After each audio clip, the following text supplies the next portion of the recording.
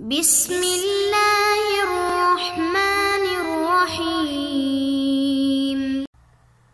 اللہم صلی علی سیدنا و مولانا محمد افضل صلواتک بعدد معلوماتک وبارک وسلم وصلی علیہ۔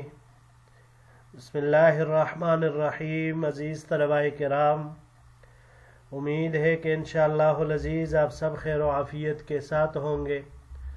جامع السنن الترمذی جلد ثانی کے ابواب الفتن عن رسول اللہ صلی اللہ علیہ وسلم کے ایک اور درس کے ساتھ اللہ جل شانہ کے فضل و کرم سے آپ حضرات کے خدمت میں حاضر ہونے کا موقع ملا۔ بحمد اللہ تعالی آج ہمارا سبق نمبر 151 ہے، تو بڑھتے ہیں اپنے سبق کی طرف۔ باب ما جاء فی القرن الثالث، یہ باب تیسری صدی کے حالات کے بارے میں ہیں۔ وبه قال حدثنا واصل بن عبد الأعلى قال حدثنا محمد بن الفضيل عن الأعمش عن علي بن مدرك عن هلال بن يساف عن عمران بن حسين رضی اللہ تعالی عنہ قال، ہمیں روایت کی واصل بن عبد الأعلى نے، انہوں نے محمد بن الفضیل سے، انہوں نے اعمش سے، انہوں نے علی بن مدرک سے، انہوں نے علی بن یساف سے، اور انہوں ہلال بن یساف سے، اور انہوں نے عمران بن حسین رضی اللہ تعالی عنہ سے کہ انہوں نے فرمایا، سمعت رسول اللہ صلی اللہ علیہ وسلم یقول، کہ میں نے حضور نبی کریم صلی اللہ علیہ وسلم کو یہ فرماتے ہوئے سنا، خیر الناس قرنی ثم الذین یلونہم ثم الذین یلونہم، سب سے بہتر لوگوں میں سے میرے زمانے کے لوگ ہیں، پھر وہ جو ان کے بعد ہیں، اور پھر وہ جو ان کے بعد ہیں۔ ثم یأتی من بعدہم قوم یتسمنون ویحبون السمن یعطون الشہادۃ قبل ان یسألوها، پھر اس کے بعد ایسے لوگ آئیں گے، ایسی قوم آئے گی جو موٹا ہونا چاہیں گے اور موٹاپے کو پسند کریں گے، اور وہ لوگ گواہی کے مطالبے کے بغیر ہی گواہی دیں گے، یعنی گواہی کا مطالبہ ابھی ہوا نہیں ہوگا ان سے کہ وہ پہلے سے ہی گواہی دینا شروع کر دیں گے۔ هكذا روى محمد بن فضيل هذا الحديث عن الأعمش عن علي بن مدرك عن هلال بن يساف، اسی طرح روایت کی ہے محمد بن فضیل نے یہ روایت اعمش سے، انہوں نے علی بن مدرک سے، اور انہوں نے ہلال بن یساف سے۔ وروى غير واحد من الحفاظ عن الأعمش عن هلال بن يساف ولم يذكر فيه علي بن مدرك، حفاظ حدیث میں سے کئی راویوں نے یہ روایت اعمش سے، انہوں نے ہلال ابن یساف سے نقل کی ہے، لیکن اس میں علی ابن مدرک کا ذکر نہیں، یعنی یہ جو راوی ہے علی ابن مدرک، اس کا حوالہ ان حافظین حدیث کی روایت میں نہیں ہے۔ اگلی سلائیڈ کی طرف جاتے ہیں جی۔ وبه قال حدثنا الحسين بن حريث قال حدثنا وكيع عن الأعمش قال حدثنا هلال بن يساف عن عمران بن حسين عن النبي صلی اللہ علیہ وسلم فذكر نحوه، اسی طرح ہمیں روایت کی حسین بن حریث نے، انہوں نے وکیع سے، انہوں نے اعمش سے، انہوں نے ہلال بن یساف سے، انہوں نے عمران بن حسین سے رضی اللہ تعالیٰ عنہ، اور انہوں نے حضور نبی کریم صلی اللہ علیہ وسلم سے اسی طرح کی حدیث ذکر کی ہے۔ وهذا اصح عندي من حدیث محمد بن فضیل، امام ترمذی رحمہ اللہ فرماتے ہیں کہ یہ اس سند کے ساتھ روایت میرے نزدیک یہ زیادہ صحیح ہے، محمد ابن فضیل والی سند ان راویوں کے نسبت یہ سند زیادہ بہتر ہے، حدیث زیادہ بہتر ہے۔ وقد روی هذا الحديث من غیر وجہ عن عمران بن حسین عن النبی صلی اللہ علیہ وسلم، اور یہ روایت عمران بن حسین رضی اللہ تعالی عنہ سے کئی طریقوں سے نبی علیہ الصلوۃ والسلام سے منقول ہے۔ وبه قال حدثنا قتيبة بن سعيد قال حدثنا أبو عوانة عن قتادة عن زرارة بن اوفا عن عمران بن حسین رضی اللہ عنہ قال. ہمیں روایت کی قتیبہ ابن سعید نے، انہوں نے ابو عوانہ سے، انہوں نے قتادہ سے، انہوں نے زرارہ ابن ابی اوفا سے، انہوں نے عمران ابن حسین سے قال، انہوں نے فرمایا قال رسول اللہ صلی اللہ علیہ وسلم کہ حضور نبی کریم صلی اللہ علیہ وسلم نے ارشاد فرمایا خیر امتی القرن الذی بعثت فیہم ثم الذین یلونہم. میری امت کے لوگوں میں سے سب سے بہتر اس زمانے کے لوگ ہیں جس میں مجھے بھیجا گیا ہے، پھر وہ جو ان کے بعد ہے. قال، حضرت عمران رضی اللہ عنہ کہتے ہیں ولا اعلم اذکر الثالث ام لا، میں نہیں جانتا، مجھے یاد نہیں ہے کہ آپ صلی اللہ علیہ وسلم نے تیسرا قرن ثالث ذکر کیا یا نہیں. ثم ينشأ اقوام یشہدون ولا یستشہدون، پھر ایسے لوگ پیدا ہوں گے کہ جو گواہی دیں گے حالانکہ ان سے گواہی طلب نہیں کی جائے گی. وَيَخُونُونَ وَلَا يُؤْتَمَنُونَ، خیانت کریں گے اور وہ امین نہیں بنائے جائیں گے. وَيَفْشُ فِيهِمُ السِّمَنُ، اور ان لوگوں میں موٹاپا عام ہوگا. ھذا حدیث حسن صحیح، یہ حدیث حسن صحیح ہے.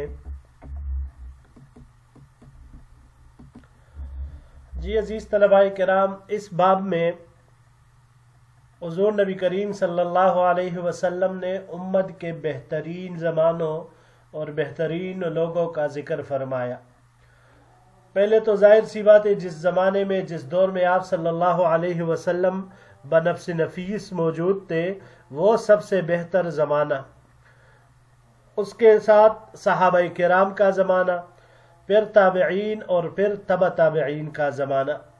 حدیث میں قرنی سے مراد یہی مطلب ہے کہ خیر الناس قرنی، میرے زمانے کے لوگ، یعنی عہد رسالت اور عہد صحابہ کرام مراد ہے. یہ زمانہ اگر کل حساب کیا جائے تو تقریباً 120 سال یہ بنتے ہیں، کیونکہ 120 ہجری میں آخری صحابی حضرت ابو الطفیل رضی اللہ تعالی عنہ کا انتقال ہوا ہے. تو اس وقت تک یہ دور رہا. ثم الذین یلونہم، اس سے پھر تابعین کا دور مراد ہے، اور یہ تقریباً 180 ہجری تک چلا. 180 ہجری تک تابعین کا دور تھا. پھر ثم الذین یلونہم جو تیسرا زمانہ ہے، اس سے تبع تابعین مراد ہے، اور یہ دور 220 ہجری تک رہا ہے. تو اتنے عرصے میں ان تینوں زمانوں میں لوگوں کی حالت تھی وہ بہترین تھی.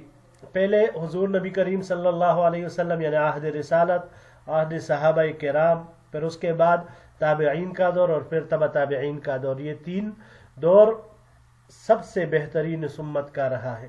وہ لوگ بھی سب سے بہترین اور ان کا دور بھی سب سے بہترین. پھر اس کے بعد جو لوگ آنا شروع ہوئے تو وہ لوگ وہ تھے کہ جن کے ظاہری چیزوں پر توجہ زیادہ تھی اور اللہ اور باطنی طور پر اپنے بدن کے طور پر ان کی جو دل کے آپ کہہ سکتے ہیں کہ دل پر ان کی توجہ کم تھی اور ظاہری جسم پر ان کی توجہ خوب زیادہ. تو اسی وجہ سے آپ صلی اللہ علیہ وسلم نے فرمایا کہ وہ موٹے ہوں گے، جو موٹا ہونا چاہیں گے بھی اور پسند بھی کریں گے. تو یہی مطلب ہے کہ جب انسان اپنے دل پر توجہ دینا چھوڑ دے تو پھر اس کی توجہ کس کے اوپر؟ اپنے بدن کے اوپر ہی آ جاتی ہے. تو پھر بس صرف کھانا پینا ہی اس کا مقصد حیات، زندگی کا مقصد وہ رہ جاتا ہے. اللہ جل شانہ ہم سب کی حفاظت فرمائے اس حالت سے. بڑھتے ہیں جی اگلے باب کی طرف. باب ما جاء فی الخلفاء، یہ باب ہے خلفاء کے بیان میں. وبه قال حدثنا ابو قریب قال حدثنا عمر بن عبید عن سماک بن حرب عن جابر بن سمرة رضی اللہ تعالی عنہ قال، ہمیں روایت کی ابو قریب نے، انہوں نے عمر بن عبید سے، انہوں نے سماک بن حرب سے، انہوں نے جابر بن سمرہ رضی اللہ تعالی عنہ سے کہ انہوں نے فرمایا قال رسول اللہ صلی اللہ علیہ وسلم، کہ حضور نبی کریم صلی اللہ علیہ وسلم نے ارشاد فرمایا یکون من بعدی 12 امیرا، کہ میرے بعد 12 امیر ہوں گے۔ قال راوی کہتے ہیں ثم تکلم بشیء لم افہمہ، پھر حضور نبی کریم صلی اللہ علیہ وسلم نے کوئی بات ارشاد فرمائی لیکن میں اسے سمجھ نہ سکا۔ فسألت الذی یلینی فقال، پس میں نے اس شخص سے پوچھا جو میرے پاس قریب بیٹا ہوا تھا، تو اس نے جواب دیا، قال، حضور نبی کریم صلی اللہ علیہ وسلم نے ارشاد فرمایا، کلہم من قریش، کہ یہ 12 کے 12 امراء قریش میں سے ہوں گے۔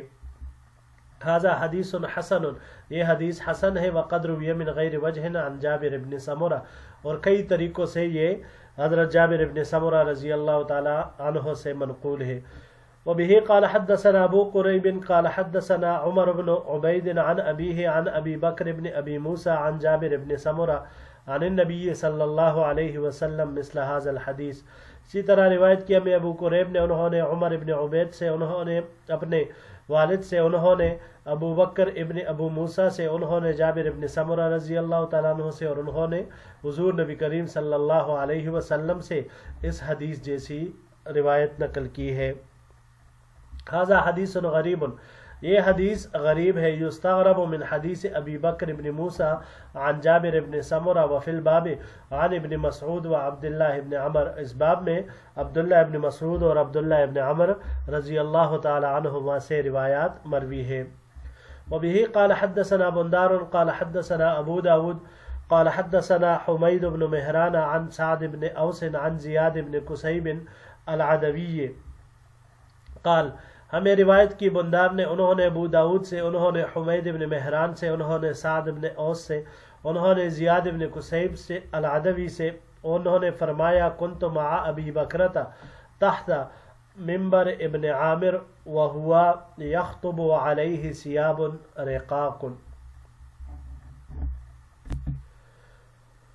زیاد بن قصیب کہتے ہیں کہ میں ابو بکرہ کے ساتھ ابن عامر کے ممبر کے نیچے بیٹھا ہوا تھا اور وہ خطاب کر رہے تھے، اور ان کے جسم پر، بدن پر باریک کپڑے تھے۔ فقال ابو بلال نے عرض کیا، انظروا الی امیرنا یلبس ثیاب الفساق، دیکھو ہمارے امیر کی طرف، فاسقوں والے کپڑے پہنتا ہے۔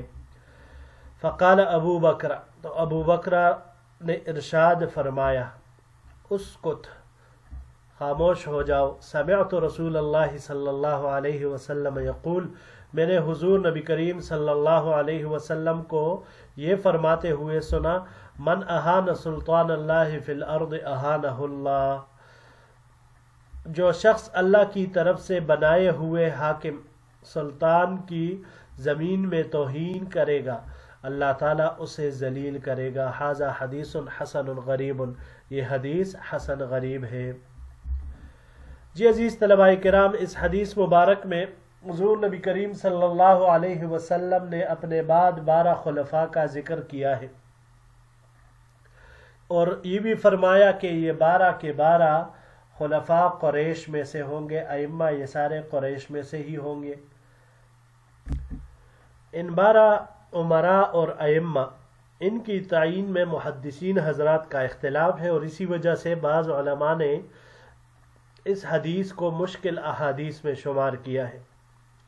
حافظ ابن حجر رحمہ اللہ نے مختلف اقوال ذکر کیے ہیں، پھر بھی فرمایا کہ جمہور کے نزدیک راجح یہ ہے کہ اس سے وہ خلفاء مراد ہے جن پر سب لوگ متفق ہوں گے، جن کے دور میں مسلمانوں کے ظاہری حالات اور معاملات رعایا کے مفاد میں ہوئے ہوں گے، نظام حکومت بھی مستحکم اور مضبوط رہا ہو، اگرچہ ان میں سے بعض ظالم اور زیادتی کرنے والے بھی ہوں گے، لیکن حکومت کے مسئلے میں وہ اپنے گزشتہ بزرگوں کے، اپنے ماقبل پیشواؤں کے طریقے پر، ان کے ہی اقتداء میں وہ اپنا نظام حکومت اور اقتدار وہ سنبھالتے آئے ہوں گے۔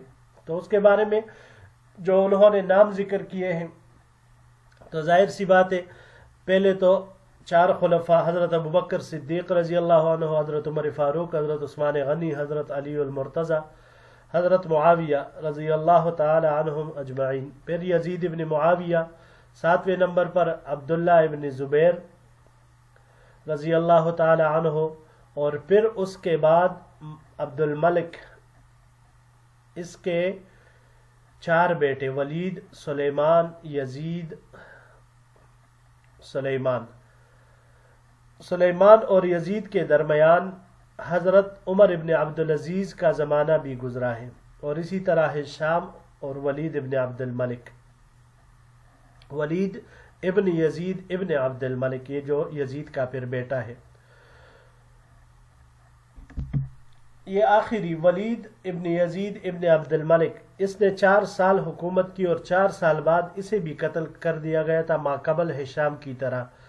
پھر ایسے فتنے شروع ہوئے کہ اب وہ فتنے قیامت تک ہی چلتے رہیں گے، اور اس کے بعد پھر مسلمان کسی ایک کے حکومت پر بھی متفق وہ نہ ہو سکے۔ اب ان کے دور میں مسلمان آپس میں اگر دیکھ لیا جائے مجموعی طور پر متفق تھے، بعض اوقات اس میں بھی آیا ہے، سب نے ان کی خلافت پر اجماع کیا تھا۔ نبی کریم صلی اللہ علیہ وسلم نے جس طرح پیشن گوئی فرمائی وہ بھی ان کے حق میں درست ثابت ہوئی۔ پھر اس کے بعد اتفاق نہ ہو سکا، ہر ایک جو آتا تو وہ پچھلوں کو قتل کر دیتا تھا، جو بھی زندہ ہوتے اس کے خاندان کا ہی نام مٹا دیتے پوری طریقے سے۔ لیکن ان خلفاء میں جو پہلے 4 خلفاء ہیں، ان کی خلافت راشدہ اور مکمل طور پر نبوت کے اسلوب کے مطابق تھی۔ بعد میں یہ خلافت امارت میں بدل گئی۔ اچھا، ان 12 اماموں کے بارے میں شیعہ حضرات کا کہنا ہے کہ ان امیروں سے مراد اہل بیت ہیں، جن میں سے کچھ منصب خلافت پر فائز ہو گئے اور کچھ نہیں۔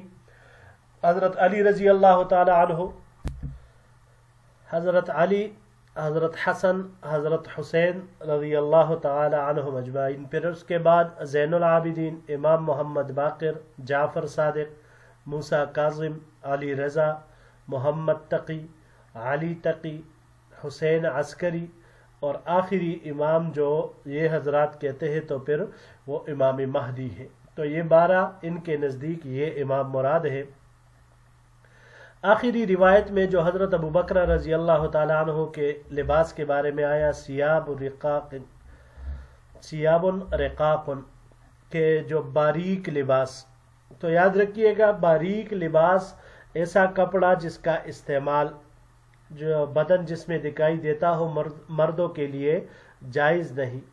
اسی طرح ریشم کا لباس، یہ بھی ممکن ہے کہ یہ ریشم کا لباس نہ ہو لیکن اعلیٰ اور قیمتی قسم کا لباس ہو جو عموماً امیر لوگ استعمال کرتے تھے اس زمانے میں، اس لیے اس کو لباس فاسق کے ساتھ انہوں نے فرمایا سیاب الفساق، فاسق لوگوں کے کپڑوں کے ساتھ انہوں نے تعبیر کیا۔